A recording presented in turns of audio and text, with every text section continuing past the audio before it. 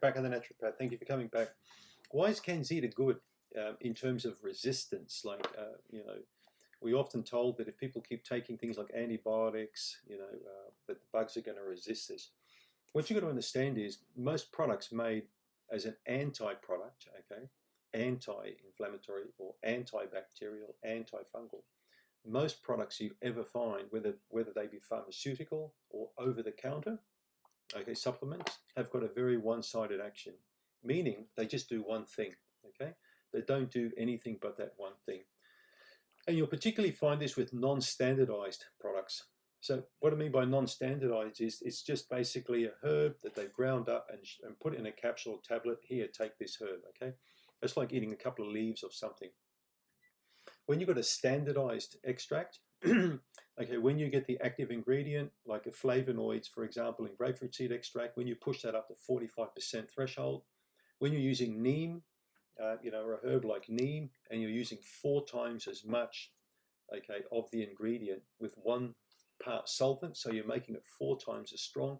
When you try to go to those efforts with all of the ingredients that make up, for example, Candida Remove, I don't know if you can see our booklet here. This is our booklet, the user guide. So I talk about all of basically the ingredients in Remove.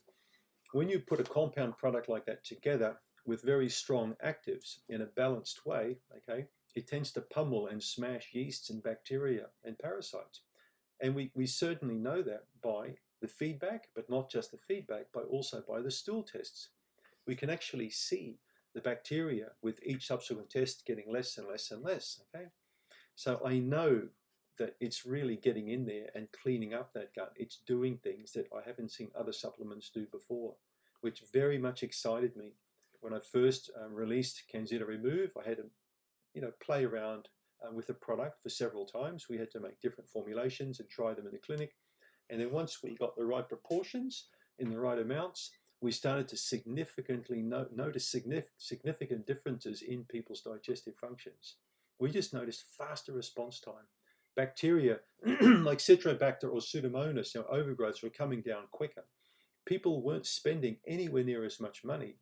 They didn't need to get 10, 15 different products and rotate all these antifungals all the time. You go to any website on Candida or on SIBO, and you'll find people often say, you need to rotate this, take this for 2 weeks and then take this. You don't need to do that with Candida, okay? Because everything's in that one thing, all right? I made sure that I put the right things in this tablet in the right proportion, particularly Candida Remove. So the resistance isn't really there for these biofilms, isn't really there for these bacteria, right? I'm so confident in this, and the confidence comes through my experience on using this product, but also more recently, getting incredible feedback from people from over 50, 60 countries now that have been buying the Candida products. So that's the story about the resistance.